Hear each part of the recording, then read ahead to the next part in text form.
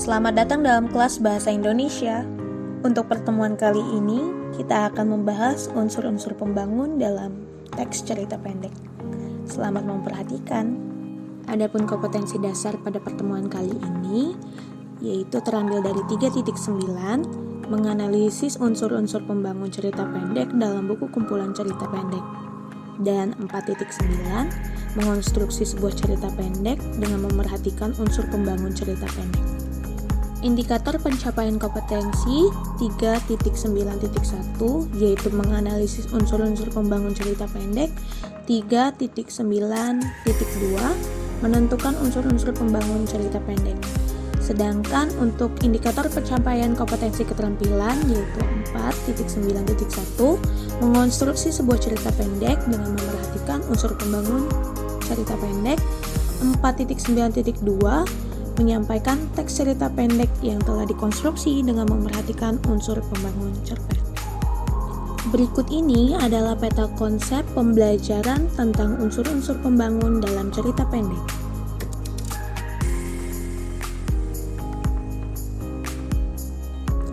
Benar sekali, unsur pembangun cerita pendek terdiri dari dua unsur, yaitu yang pertama unsur intrinsik dan yang kedua unsur ekstrinsik. Kemudian, apa saja yang kalian ketahui tentang kedua unsur tersebut? Mari cermati penjelasan berikut ini. Unsur intrinsik. Unsur intrinsik adalah unsur pembangun cerpen yang berasal dari dalam cerpen itu sendiri. Jika diibaratkan sebuah bangunan, maka unsur intrinsik adalah komponen-komponen bangunan tersebut. Unsur intrinsik cerpen terdiri dari tema, tokoh atau penokohan, alur cerita, latar, gaya bahasa, sudut pandang, dan amanat. Mari kita membahas bagian dari unsur intrinsik yang pertama, yaitu tema. Tema jarang ditulis secara tersurat oleh pengarang. Untuk dapat merumuskan tema, kita harus terlebih dahulu mengenali rangkaian peristiwa yang membentuk alur cerita dalam cerpen itu. Dengan kata lain, tema merupakan ide atau gagasan dasar yang melatar belakangi keseluruhan cerita yang ada dari cerpen. Tema memiliki sifat umum dan general yang dapat diambil dari lingkungan sekitar, permasalahan yang ada di masyarakat, kisah pribadi pengarang sendiri, pendidikan, sejarah, perjuangan romansa, persahabatan, dan lain-lain. Penokohan. Penokohan merupakan cara pengarang menggambarkan dan mengembangkan karakter tokoh-tokoh dalam cerita. Alur. Alur merupakan pola pengembangan cerita yang terbentuk oleh hubungan sebab akibat ataupun bersifat kronologis. Pola pengembangan cerita suatu cerpen beragam. Pola-pola pengembangan cerita haruslah menarik, mudah dipahami, dan logis.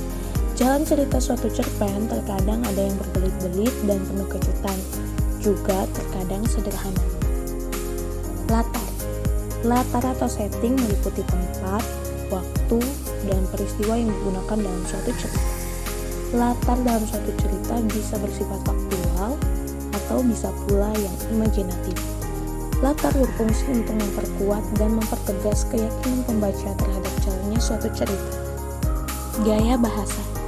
Dalam cerita, penggunaan bahasa berfungsi untuk menciptakan suatu nada atau suasana persuasif serta merumuskan dialog yang mampu memperlihatkan hubungan dan interaksi antara sesama tokoh. Kemampuan sang penulis mempergunakan bahasa secara cermat dapat menjelmakan suatu suasana yang berterus terang. Sudut pandang. Sudut pandang merupakan strategi yang digunakan oleh pengarang cerpen untuk menyampaikan ceritanya, baik itu sebagai orang pertama, kedua, ketiga. Bahkan acap kali para penulis menggunakan sudut pandang orang yang berada di luar cerita. Amanat. Amanat merupakan pesan yang hendak disampaikan pengarang. Amanat dalam cerpen umumnya bersifat tersirat. Kehadiran amanat pada umumnya tidak bisa lepas dari tema cerita.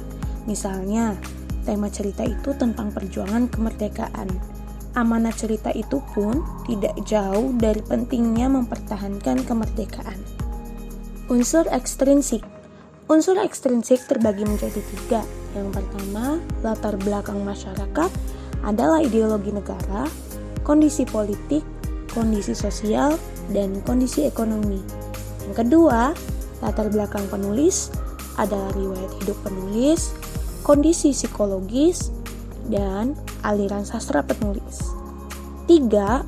Nilai merupakan unsur ekstrinsik adalah nilai agama, nilai sosial, nilai moral, dan nilai budaya yang sudah kita pelajari pada pembelajaran sebelumnya.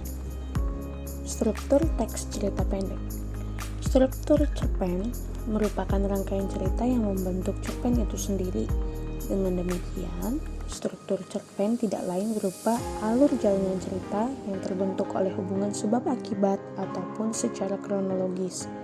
Secara umum, jalan cerita terbagi ke dalam bagian-bagian berikut. Yang pertama, pengenalan situasi cerita, exposition orientation. Dalam bagian ini, pengarang memperkenalkan para tokoh, menata adegan dan hubungan antar tokoh. Yang kedua, pengungkapan peristiwa, complication. Dalam bagian ini, disajikan peristiwa awal yang menimbulkan berbagai masalah, pertentangan ataupun kesukaran-kesukaran bagi para tokohnya. Yang ketiga, menuju pada adanya konflik atau rising action. Terjadi peningkatan perhatian, kegembiraan, kehebohan, ataupun keterlibatan berbagai situasi yang menyebabkan bertambahnya kesukaran tokoh.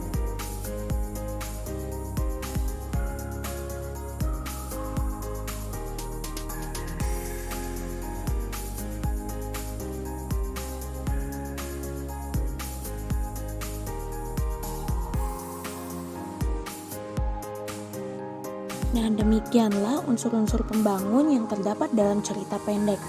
Mari kembali ke halaman Google Classroom-mu, amati cerpen yang berjudul Cerpen Umi Kulsum, karya Jamil Suherman, analisis, dan tentukanlah unsur-unsur pembangunnya. Selamat mencoba!